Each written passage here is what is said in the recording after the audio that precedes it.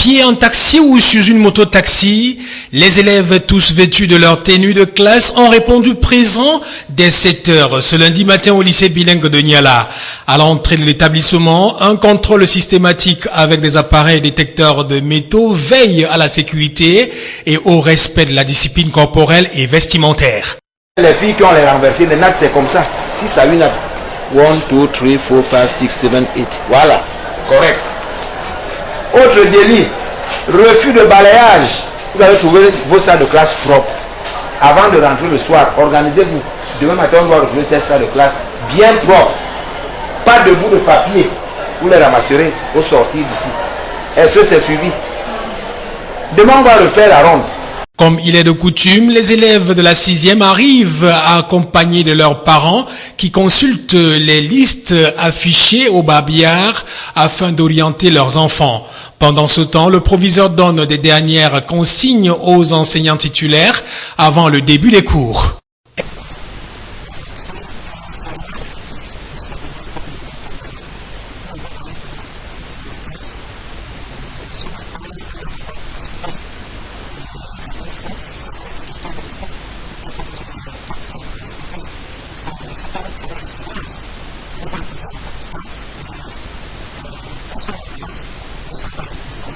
Situé dans l'arrondissement de Douala 3e, le lycée bilingue de Niala est en proie au désordre à cause de son ouverture au quartier environnant. Une situation préoccupante pour Louise Lekeyan, nouvellement promue au poste de proviseur dans cet établissement.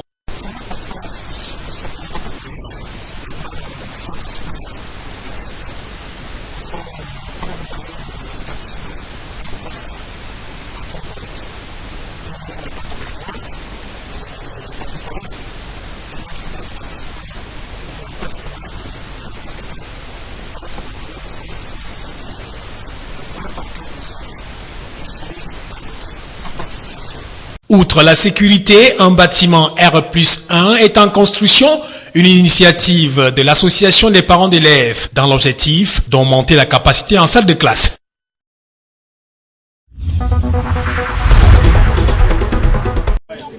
Lycée de la Cité des Palmiers, dans l'arrondissement de Douala 5e, en ce jour de rentrée scolaire. Il est plus de 7h30. L'on vient juste de clôturer avec la cérémonie de levée de couleur. Les élèves présents dans la cour assistent à la présentation du staff administratif de l'année 2015-2016. Puis vient le temps de regailler les salles de classe et de recueillir les impressions de quelques nouveaux venus, communément appelés bleus. Cette année scolaire, je me sens un peu frustrée quoi. Je ne suis pas très à l'aise par les nouveaux camarades. Je me sens un peu bizarre. Le lycée c'était très bien, mais j'ai seulement un peu peur. Je ne suis pas encore trop habitué à ça. Il y a trop de monde. Dans les salles de classe, le premier contact entre les élèves et les enseignants se passe plutôt bien. Pour certains enseignants, l'heure est au conseil, pour d'autres à la présentation du programme annuel. L'administration du lycée, quant à elle, rassure du lancement effectif de l'année scolaire. Tout a bien repris. Je peux rassurer les parents, la communauté éducative en particulier, que les cours ont effectivement démarré ce matin. Le tronc de l'année scolaire est d'ores et déjà en marche ici au lycée de la Cité des Palmiers et une sonnette d'alarme est tirée à l'endroit des élèves qui tiennent encore le pas. Étant donné que c'est le premier jour de classe, au cours du rassemblement scolaire, j'ai demandé à ceux des élèves présents au lycée de transmettre à leurs camarades qui sont encore à la maison le message selon lequel les cours ont effectivement démarré au lycée de la Cité des Palmiers. J'ose croire que d'ici à demain ou dans 2 jours, on fera le plein de...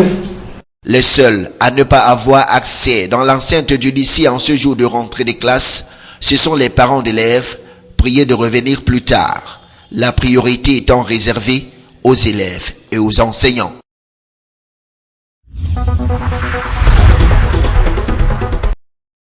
Pour la 5e fois consécutive, l'association ESPA, entendez Esprit d'aide, vient de primer les lauréats au baccalauréat du canton d'Ouvanga dans l'arrondissement de Méry, département du Diamari. Une enveloppe de 25 000 francs CFA a été gracieusement remise à chacun des 39 lauréats au baccalauréat session 2015. Conçue depuis août 2011, cette initiative vise à promouvoir le culte de l'effort. Notre objectif, c'est plus de venir en aide aux bacheliers de notre canton.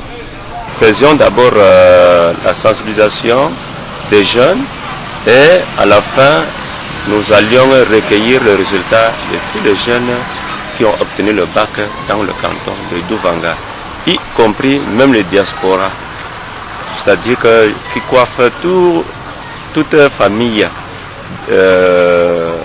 ressortissants de Douvanga, même qui sont dans certaines villes comme Garoua, Gaoundéré et Yaoundé. Nous faisions toujours cette sensibilisation et nous venions en aide à ceux-là qui donc leurs enfants ont passé aussi le bac. Cette cérémonie de remise des espèces sonnantes et trébuchantes était couplée à l'Assemblée générale de l'association ESPA, où il a été question de faire le bilan des 7 années écoulées et de poser les jalons des années à venir. L'Assemblée générale de Douvangar a débuté par une messe d'action de grâce suivie par des causeries éducatives et des orientations. Elle s'est achevée par une quête ponctuelle où près d'1 500 000 francs CFA ont été collectés.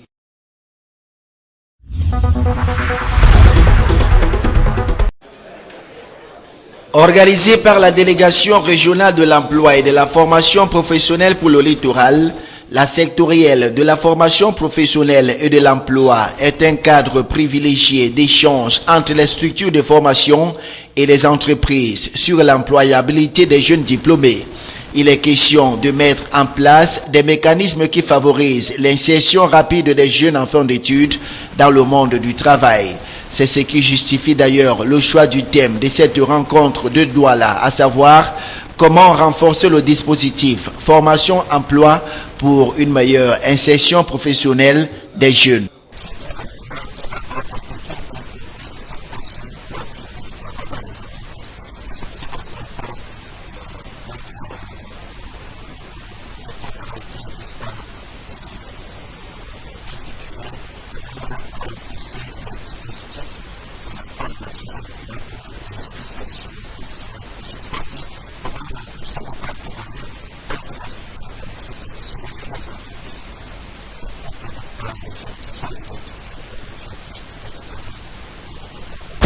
Différentes parties prenantes à cette rencontre posent ainsi les jalons de la nouvelle année de formation qui est sur le point de démarrer, non sans faire le bilan de l'année écoulée.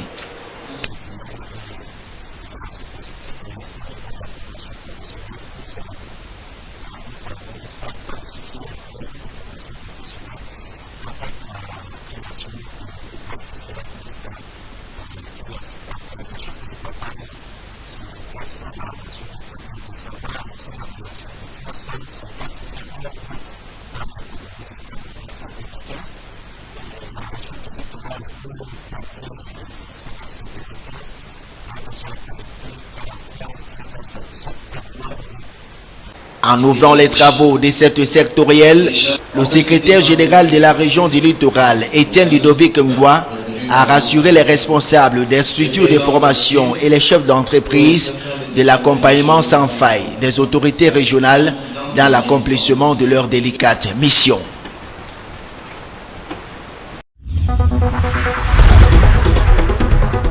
Vulgariser et sensibiliser grâce au manuel de procédure simplifié du système d'information, tel était l'enjeu de ce séminaire organisé à Yaoundé ce 3 septembre 2015. Placé sous le parrainage du ministre des Finances Alamine Ousmane Mey, le dit séminaire s'adressait à tous les acteurs du domaine de la gestion des projets au sein de l'État, dont les ministères sectoriels et les bailleurs de fonds. Du moins, les participants étaient des acteurs de prise de décision au sein des ministères, les représentants des missions accréditées au Cameroun, des bailleurs de fonds, des coordonnateurs et chargés de projets. La capacité du Cameroun à gérer des fonds alloués à la réalisation des projets s'avère insuffisante. Une insuffisance qui se manifeste notamment à travers des délais relativement longs pour le démarrage effectif des activités des projets et la faiblesse du taux de décaissement. Le directeur général de la Caisse autonome et d'amortissement et le ministre des Finances l'ont d'ailleurs appelé. Pourtant, l'émergence du Cameroun passe par des investissements dont la réalisation s'effectue à financement intérieur et extérieur. Par exemple, la Banque mondiale, à travers un don IDA de 482 millions de dollars, a tenu à soutenir l'initiative de la Caisse autonome et d'amortissement en renforçant ses capacités institutionnelles. Face donc à ce constat, la Caisse autonome et d'amortissement, après avoir identifié les principaux obstacles à une meilleure absorption de l'aide extérieure destinée au financement des projets, a mis en place une plateforme pour la gestion des fonds d'emprunt et d'un manuel de procédure simplifié. Vous pouvez d'abord constater que notre coopération, notre relation avec la Banque mondiale est une relation excellente qui produit des effets non seulement au niveau du financement de nos projets de développement, mais au niveau de l'accompagnement des instances, des institutions en charge de la gestion de la dette. C'est aujourd'hui l'occasion de partager avec les acteurs impliqués dans le processus d'exécution, de réalisation des projets de développement, de s'approprier les opérations et comment elles s'exécutent en relation avec la Banque mondiale, avec comme objectif majeur l'accélération de l'exécution et l'amélioration du taux d'exécution dans notre pays. L'on ose espérer que ce séminaire, qui était l'aboutissement d'un long processus, aura permis aux participants d'être sensibilisés sur les nouvelles normes et pratiques qui seront mises en vigueur pour réduire la sous-consommation des crédits alloués au financement des projets de développement au Cameroun.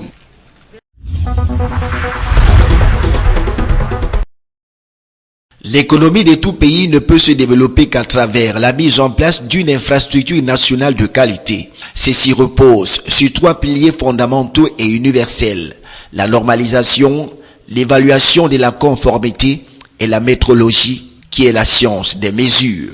Elle concerne les unités de mesure et leurs étalons, les instruments de mesure et leur champ d'application, ainsi que tous les problèmes théoriques et pratiques qui se rapportent aux mesures.